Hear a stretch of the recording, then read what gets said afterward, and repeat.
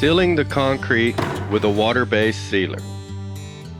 It is recommended that you seal your concrete stained surface once you've got done neutralizing and rinsing the residue and allowing it to dry.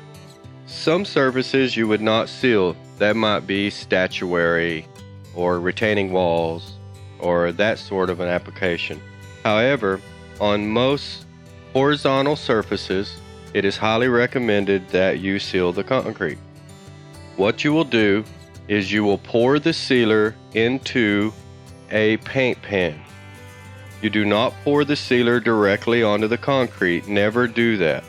Instead, pour it into a paint pan. Whenever you apply water-based sealer, the idea is to apply it in as thin and as even a coat as you possibly can. So, pour it in the paint pan, dip your roller, squeeze out the excess in the paint pan just like you were going to paint, and then roll on a very thin and very even coat.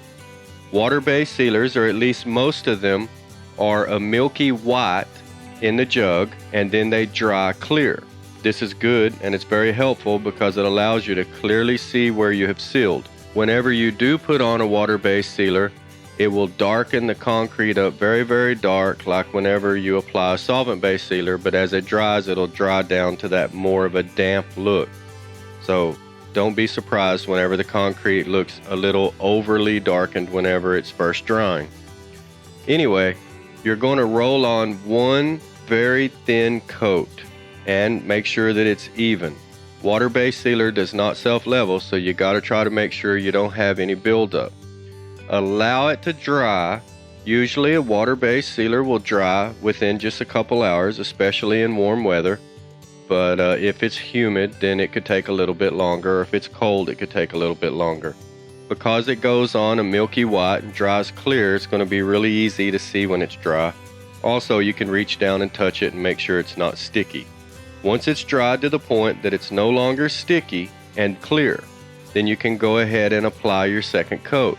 It's recommended that you apply your first coat if at all possible. Now, you can't always do this because of your exit and entry point, but if it's at all possible, then you need to seal your first coat going one direction and your second coat going the opposite direction.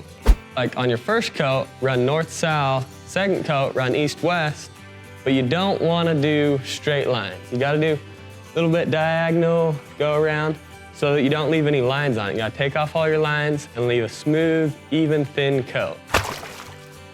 If you can't do this, then just try to make sure that your overlap marks and your overlap areas are different from the second coat than they were the first coat.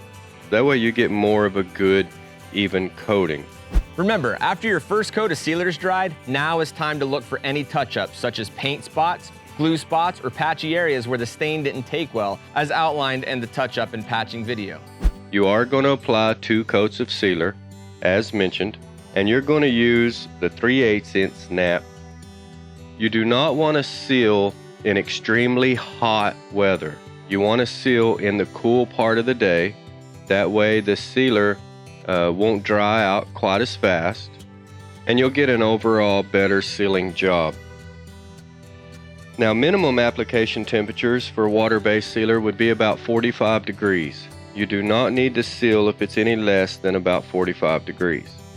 Here's some important dry times to remember for your sealer. 24 hours before you wax. 48 hours before heavy foot traffic. 7 days before you drive on it. And never apply tape to your sealer. Because if you do, the sealer could come up when you pull the tape. Yeah, and you don't want it. No, you don't. See what else? Another consideration is humidity. If the humidity is too high, the moisture in the air won't allow the water or sealer to evaporate, and your sealer will dry cloudy. So you need to remember these things when it comes to sealing. Humidity needs to be 65% or less, especially if sealing outdoors. You need to be sure there isn't going to be any fog or rain for 24 hours after sealing. Additionally, if sealing outdoors, you need to be sure there isn't going to be a dew. And remember to turn off the sprinklers in your yard. Also, you need to avoid over-applying water-based sealer.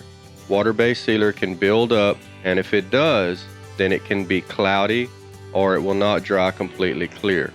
It usually takes about an hour or two for the first coat to dry. and then after it dries, you can go ahead and walk on it to apply the second coat. After you're done sealing, you need to have an overall smooth look. If you notice any dry or patchy areas, you can apply another coat of sealer and just smooth it out. And that concludes Sealing with WaterBased Sealer section.